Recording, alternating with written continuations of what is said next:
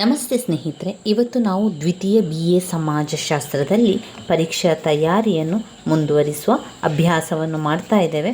ಕಳೆದ ವಿಡಿಯೋದಲ್ಲಿ ನಾವು ಸ್ಮೃತಿಗಳ ಬಗ್ಗೆ, ಶ್ರುತಿಗಳ ಬಗ್ಗೆ, ಉಪನಿಷತ್ತು, ವೇದಗಳ ಬಗ್ಗೆ, ಪುರುಷಾರ್ಥಗಳ ಬಗ್ಗೆ ತಿಳ್ಕೊಂಡಿದ್ದೇವೆ ಅಲ್ವಾ.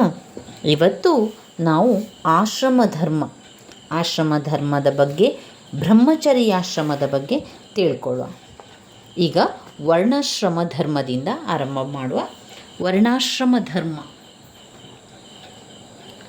ಈ ವರ್ಣಾಶ್ರಮ ಧರ್ಮವು ಹಿಂದೂ ಸಾಮಾಜಿಕ ವ್ಯವಸ್ಥೆ ಹಾಗೂ ಸಂಘಟನೆಯ ಆಧಾರವಾಗಿದೆ.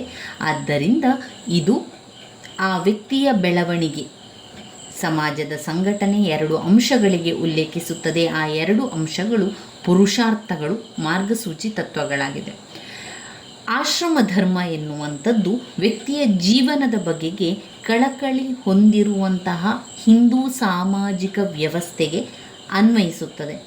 ಆಶ್ರಮ ಧರ್ಮವು ಜೀವನದ 4 ಹಂತಗಳನ್ನು ಒಳಗೊಂಡಿದ್ದು, ಆ ಮೂಲಕ ವ್ಯಕ್ತಿಯು ತನ್ನ ಜೀವಮಾನವನ್ನು ಕಳೆಯುತ್ತಾನೆ. ಆಶ್ರಮ ಪದದ ಸಂಸ್ಕೃತ ಮೂಲ ಶ್ರಮದಿಂದ ಬಂದಿದ್ದು.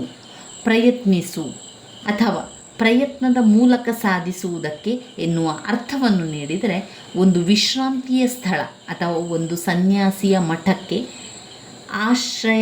ಆಶ್ರಮ ಎಂಬ ಪದವನ್ನು ಅನ್ವಯಿಸಿ ಸಾಮಾನ್ಯವಾಗಿ ಬಳಸಲಾಗುವಂಥದ್ದು. ಹೀಗೆ ಸಮಾಜದಲ್ಲಿನ ಜೀವನದ ವಿವಿಧ ಹಂತಗಳಲ್ಲಿ ಸಾಮಾಜಿಕ ಸಂಘಟನೆಯ ಒಳಗಡೆ ವ್ಯಕ್ತಿ ಜನನದಿಂದ ಮರಣದವರೆಗೆ ಯುಕ್ತ ಕಾರ್ಯಗಳನ್ನು ಹಾಗೂ ಯುಕ್ತ ಬಾಧ್ಯತೆಗಳನ್ನು ನೆರವೇರಿಸುವುದರ ಮೂಲಕ ವಿಮೋಚನೆ ಅಥವಾ ಮೋಕ್ಷ ಸಾಧಿಸಲು ಪ್ರಯತ್ನಿಸಬಹುದು.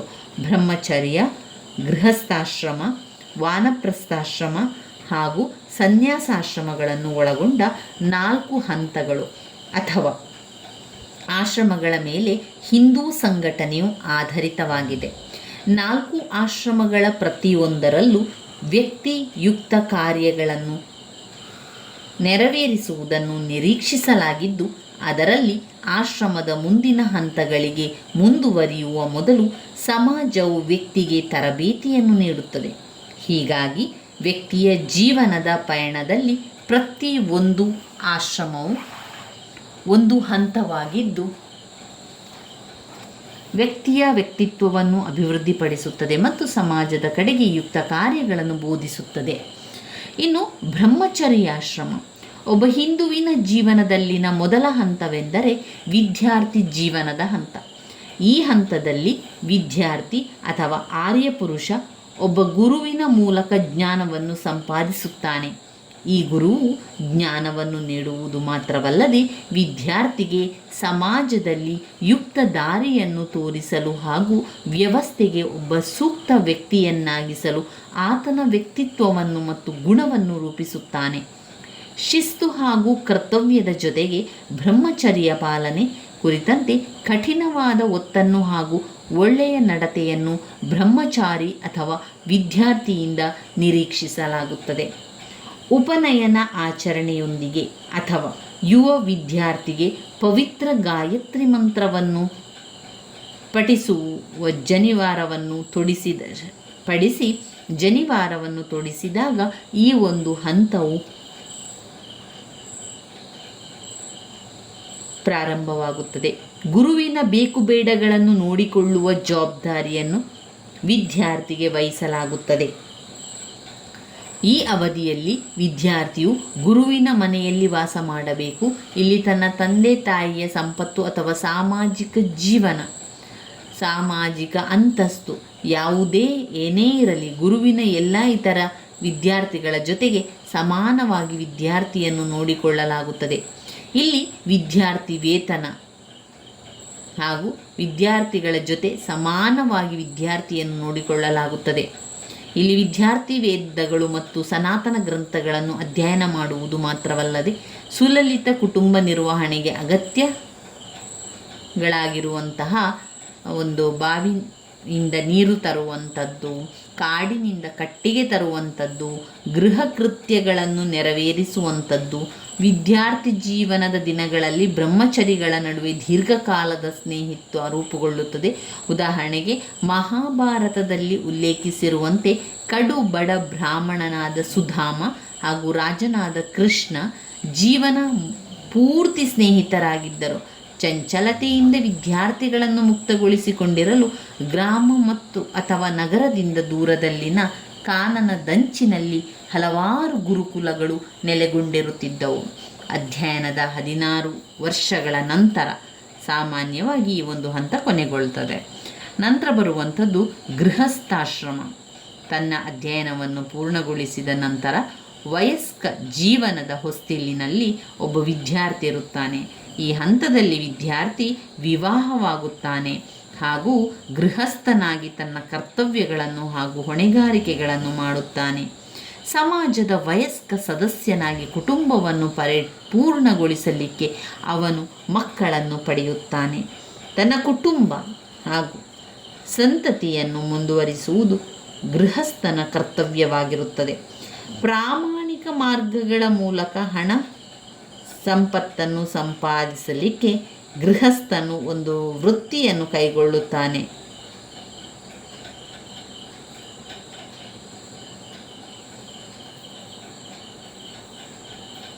ಪ್ರಾಮಾಣಿಕ ಮಾರ್ಗಗಳ ಮೂಲಕ ಹಣ ಸಂಪತ್ತು ಸಂಪಾದಿಸಲಿಕ್ಕೆ ಗೃಹಸ್ಥನು ಒಂದು ವೃತ್ತಿಯನ್ನು ಕೈಗೊಳ್ಳುತ್ತಾನೆ ಅಥವಾ ಹಾಗೂ ಅಲ್ಲಿ ಪುರುಷಾರ್ಥಗಳನ್ನು ಈ ಹಂತದಲ್ಲಿ ನೆರವೇರಿಸಲಾಗುತ್ತದೆ. ಪಾಶ್ಚಾತ್ಯ ಸಮಾಜದಲ್ಲಂತೆ ವಿವಾಹವು ಒಂದು ಒಪ್ಪಂದವಲ್ಲ, ಬದಲಿಗೆ ಅದು ಒಂದು ಪವಿತ್ರ ಬಂಧನವಾಗಿದೆ.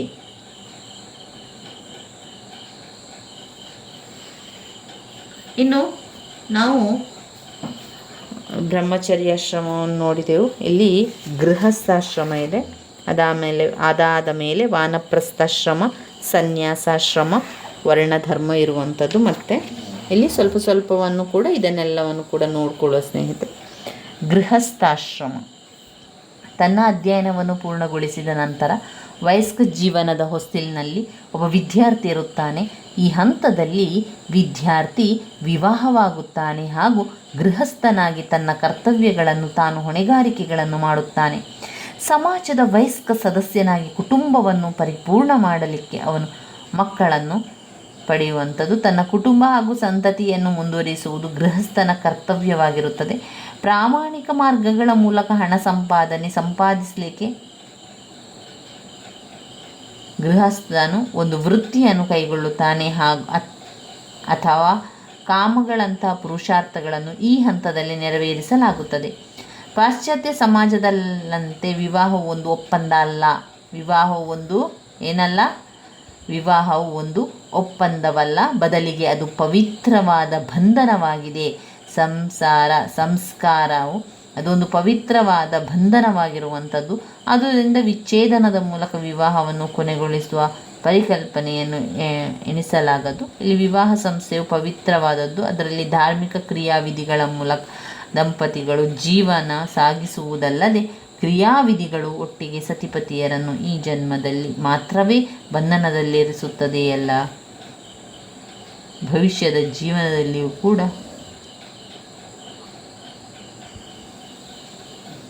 ಬಂಧನದಲ್ಲಿರುವಂಥದ್ದು. ಕುಟುಂಬದಲ್ಲಿ ಪತಿಗಿರುವ ಅಂತಸ್ತನ್ನೇ ಸತಿ ನೀಡಲಾಗಿರುವಂಥದ್ದು. ಅರ್ಧಾಂಗಿನಿ ಅಥವಾ ಪತಿಯ ಅರ್ಧ ಭಾಗವನ್ನೇ ಸತಿಯನ್ನು ಕರೆಯಲಾಗುತ್ತದೆ. ಈ ಕಾರಣದಿಂದಲೇ ಧಾರ್ಮಿಕ ಆಚರಣೆಗಳು ಹಾಗೂ ಯಾಗಗಳನ್ನು ನೆರವೇರಿಸುವ ಸಮಯದಲ್ಲಿ ಸತಿಯ ಇರುವಿಕೆ ಪೂರ್ಣ ಪ್ರಮಾಣದಲ್ಲಿ ಅತ್ಯವಶ್ಯಕವಾಗಿತ್ತು. ರಾಮಾಯಣದಲ್ಲಿ ಅಯೋಧ್ಯೆಯ ರಾಜನಾದಂತಹ ರಾಮನು ತನ್ನ ರಾಣಿ ಸೀತೆಯನ್ನು ಕಾಡಿಗಟ್ಟಿದಾಗ ಸೀತೆಯ ಅನುಪಸ್ಥಿತಿಯಲ್ಲಿ ಅಶ್ವಮೇಧ ಯಾಗವನ್ನು ಕೈಗೊಳ್ಳಲು ಪುರೋಹಿತರು ಅವಕಾಶ ನೀಡಲಿಲ್ಲ ಎಂದು ತಿಳಿಸಲಾಗಿದೆ. ಇದರ ನಂತರ ರಾಮ್ ಪುನರ್ವಿವಾಹವಾಗಲು ಒಪ್ಪದಿದ್ದಾಗ ರಾಮನು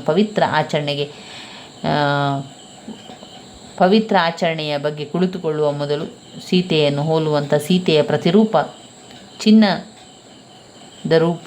ಚಿನ್ನದ ವಿಗ್ರಹವನ್ನು ಮಾಡಿ ರಾಮನ ಪಕ್ಕದಲ್ಲಿಟ್ಟು ವಿವಾಹ ಮಾಡಲಾಯಿತು. ಸತಿಯಿಲ್ಲದ ಪತಿ ದೇವರ ದೃಷ್ಟಿಯಲ್ಲಿ ಅಪರಿಪೂರ್ಣವೆಂದು ಪರಿಗಣಿಸಲಾಗಿದೆ. ಇನ್ನು ಬರುವಂಥದ್ದು ವಾನಪ್ರಸ್ಥಾಶ್ರಮ ಮತ್ತು ಸನ್ಯಾಸಾಶ್ರಮ. ವಾನಪ್ರಸ್ಥಾಶ್ರಮದಲ್ಲಿ ಸಮಾಜ ಹಾಗೂ ತನ್ನ ಕುಟುಂಬದ ಬಗೆಗಿನ ಎಲ್ಲ ಹೊಣೆಗಾರಿಕೆಗಳನ್ನು ನೆರವೇರಿಸಿದ ನಂತರ ಆಧ್ಯಾತ್ಮಿಕ ಮಾರ್ಗದರ್ಶನದ ಗಳಿಕೆಯನ್ನು ಕಡೆಗೆ ತನ್ನ ಗಮನವನ್ನು ವ್ಯಕ್ತಿ ಹರಿಸುತ್ತಾನೆ. ತನ್ನ ಕರ್ತವ್ಯಗಳನ್ನು ಮಾಡಿರುವನೆಂಬಂಥ ತೃಪ್ತಿ ಹಾಗೂ ಸಂತೋಷದ ಹಂತ ಇದಾಗಿದೆ. ಈ ಹಂತವನ್ನು ತಲುಪಿದ ಮೇಲೆ ಗೃಹಸ್ಥನು ತನ್ನ ಸಂಪತ್ತಿನ ಸ್ವಲ್ಪ ಭಾಗವನ್ನು ದಾನವಾಗಿ ನೀಡಬೇಕು ಹಾಗೂ ಆಶ್ರಮದಲ್ಲಿ ತನ್ನ ಪತ್ನಿ ಜೊತೆಗೂಡಿ ವಾಸಿಸಲು, ಸಮಾಜದಿಂದ ಬಿಡುಗಡೆ ಹೊಂದಲು ಉಳಿದಿರುವ ಸಂಪತ್ತು ಮತ್ತು ಸ್ವತ್ತುಗಳನ್ನು ತನ್ನ ಗಂಡು ಮಕ್ಕಳಿಗೆ ನೀಡಬೇಕು. ಸಕ್ರಿಯ ಸಾಮಾಜಿಕ ಜೀವನದಿಂದ ಗೃಹಸ್ಥನಾದವನು ಹಿಂದೆ ಸರಿಯಬೇಕು ಹಾಗೂ ಧಾನ್ಯ ಆಚರಣೆಗಳು, ದೇವರನ್ನು ಆರಾಧಿಸಲಿಕ್ಕೆ ತನ್ನ ಜೀವನವನ್ನು ಅರ್ಪಿಸಬೇಕು. ಏಕಾಂತವಾದ ಜೀವನವನ್ನು ಅವರು ನಡೆಸಬೇಕು. ಭಾರತೀಯ ಇತಿಹಾಸದಲ್ಲಿ ರಾಜರುಗಳು ಕೂಡ ತಮ್ಮಗಳ ರಾಜ್ಯಗಳನ್ನು ತಮ್ಮಗಳ ವಾರಸುದಾರರಿಗೆ ವಹಿಸಿ ಆಶ್ರಮದಲ್ಲಿ ಸರಳ ಜೀವನ ನಡೆಸಲು ಮುಂದಾಗಿರುವಂಥದ್ದು. ಸನ್ಯಾಸಾಶ್ರಮ ಒಬ್ಬ ಹಿಂದುವಿನ ಜೀವನದಲ್ಲಿ ಈ ಹಂತ ಕಡೆಯ ಹಂತವಾಗಿದೆ. ಇದು ಕೊನೆಯ ಹಂತವಾಗಿದ್ದು ಅಲ್ಲಿ ವ್ಯಕ್ತಿ ಎಲ್ಲವನ್ನೂ ತ್ಯಜಿಸಿದಾಗ ಅಲೆದಾಡುವ ಒಬ್ಬ ವ್ಯಕ್ತಿ ಅಥವಾ ಸನ್ಯಾಸಿ ಆಗಬಹುದು. ಈ ಹಂತದಲ್ಲಿ ತನ್ನೆಲ್ಲ ಹೊಣೆಗಾರಿಕೆ ಕರ್ತವ್ಯಗಳನ್ನು ಅವರಿಗೆ ಕೊಟ್ಟು ಇಲ್ಲಿ ವ್ಯಕ್ತಿ ಚಿಂತೆಗೆ ಆತಂಕಗಳನ್ನು ಕಡಿಮೆ ಮಾಡಿಕೊಂಡು ಜ್ಞಾನೋದಯದ ಅನ್ವೇಷಣೆಯಲ್ಲಿ ತನ್ನ ಉಳಿದಿರುವ ಕೆಲವು ವರ್ಷಗಳನ್ನು ಕಳೆಯುವಂಥದ್ದು. ಹಲವಾರು ಯತಿಗಳು ತಪಸ್ಸನ್ನು ಮಾಡಲು ಹಿಮಾಲಯಕ್ಕೆ ಹೋಗ್ತಾರೆ. ಈ ಹಂತದಲ್ಲಿ ಹಿಂದೂ ಸ್ವಯಂ ಪರಿಕಲ್ಪನೆಯ ಸಂಪೂರ್ಣ ತೊಡೆದು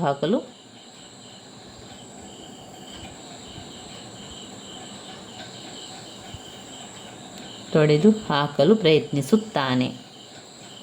ಇವಿಷ್ಟು 4 ಆಶ್ರಮ ಧರ್ಮಗಳಾಗಿರೋ 4 ಆಶ್ರಮ ಧರ್ಮಗಳ ಬಗ್ಗೆ ತಿಳ್ಕೊಂಡೆವು. 4 ಆಶ್ರಮ ಧರ್ಮದಲ್ಲಿ ಒಂದು ಆಶ್ರಮ ಧರ್ಮ, ಅದರಲ್ಲಿ ಬ್ರಹ್ಮಚರ್ಯಾಶ್ರಮ, ಗೃಹಸ್ಥಾಶ್ರಮ, ವಾನಪ್ರಸ್ಥಾಶ್ರಮ,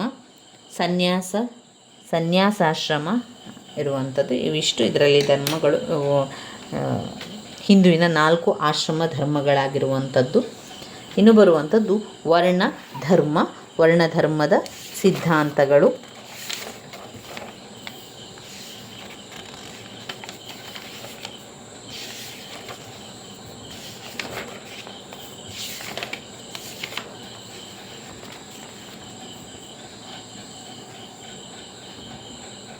ಇನ್ನು ಮುಂದಿನ ವಿಡಿಯೋದಲ್ಲಿ ನಾವು ವರ್ಣಧರ್ಮದ ಬಗ್ಗೆ ತಿಳ್ಕೊಳ್ಳುವ ಸ್ನೇಹಿತರೆ. ನನ್ನ ವಿಡಿಯೋಸ್ ಎಲ್ಲ ನಿಮಗೆ ಇಷ್ಟ ಆಗಿದ್ದರೆ ಲೈಕ್ ಕೊಡಿ, ಶೇರ್ ಮಾಡಿ, ಸಬ್ಸ್ಕ್ರೈಬ್ ಮಾಡಲಿಕ್ಕೆ ಮರಿಬೇಡಿ. ಧನ್ಯವಾದಗಳು.